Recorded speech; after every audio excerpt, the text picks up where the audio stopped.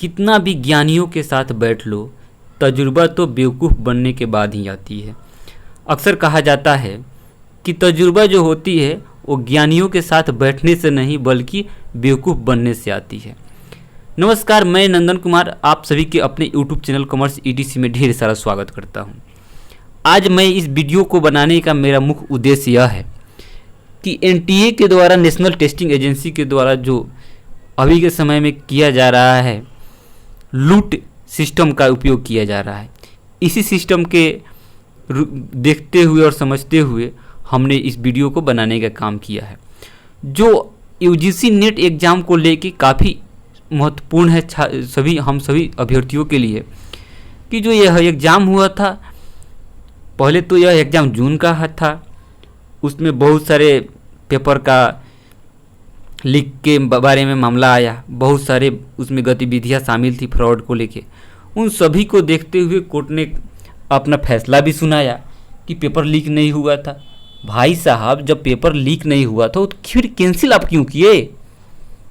जब आप paper cancel कर देते हैं उसके बाद आप अलग अलग जगहों पे, अलग अलग सेंटरों पे आप ऑनलाइन एग्ज़ाम लेते हैं, ठीक है, अच्छी बात है, आपने इस पे काम किया। लेकिन भाई साहब, जब आप रिजल्ट देते हैं, रिजल्ट के रूप में आंसर की पहले देते हैं, आंसर की मिलाने पे पता चलता है कि 150 क्वेश्चन में 30 क्वेश्चन गलत है, किसी में 30 प्लस क्वेश्चन गलत है, 32 क्वेश्चन गलत है। ऐसे कहाँ होता है? और उस पे आप एक यहाँ पे देखिए, पे नाउ फाइनल सबमिट, 200 रुपये चार्ज रखा गया है। कितना रखा गया है? 200 रुपये चार्ज रखा गया है। वो भी कि आप पैसा अगर देंगे तो आपका क्वेश्चन अगर सही भी हो जाता है, आप क्लेम करेंगे, क्वेश्चन सही कर देते हैं, अगर सही हो जाता है तभी पैसा आपको वापस नहीं मिलने वाला है। जब हम सही हैं और हमसे पेमेंट भी लिया जा रहा है कि हमारी गलतियों को जांचने के लिए, जब हम सही हैं तो फिर हमारा पेमेंट वापस तो आना चाहिए। आप तो एक यहाँ पे पेमेंट का सिस्टम लगा दिए कि यह क्या है, यहाँ पे लिखा हुआ है रिफंडेबल प्रोसेसिंग फ़ी, यानी यहाँ से पढ़िए, देखिए लिखा हुआ है नॉन रिफंडेबल, यानी कि पैसा यह वापस नहीं आएगा। भाई साहब, पैसा वापस आप दीजिएगा नहीं।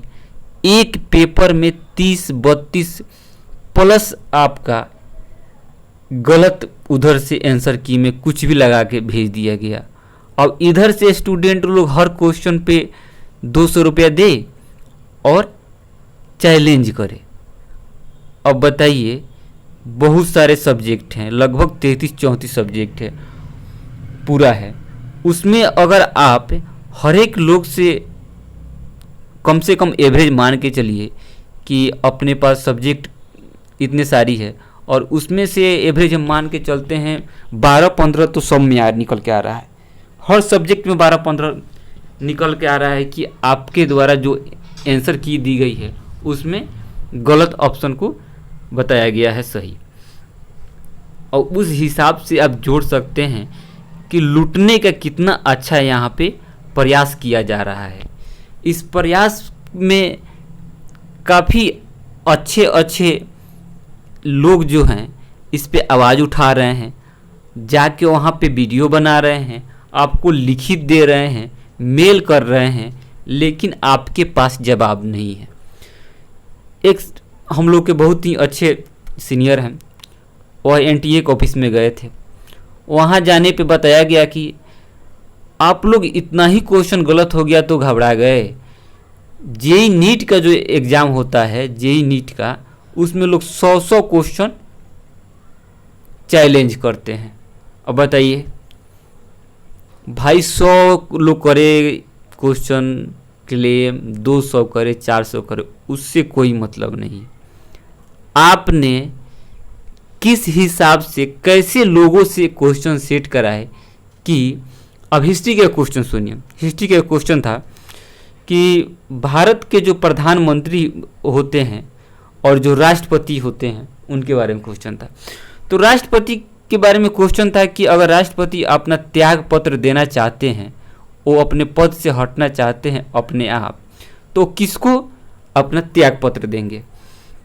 ऑप्शन में था कि सुप्रीम कोर्ट के जज को देंगे, या प्रधानमंत्री के जो मुख्य सचिव होते हैं उनको देंगे, और एक दो कुछ ऑप्शन था, उसी में था राष्ट्रपति, और लास्ट में नॉन ऑफ दीज था। आप बताइए, उसमें बताया गया है कि राष्ट्रपति।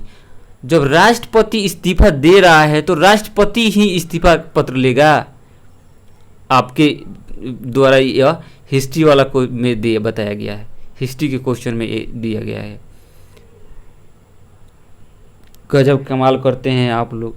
ठीक उसी प्रकार फिलोसफी में 32+ क्वेश्चन गलत बता दिए गया टोटल 150 क्वेश्चन में से। भाई साहब ऐसे नहीं चलेगा, आप अपने सिस्टम पे ध्यान दीजिए।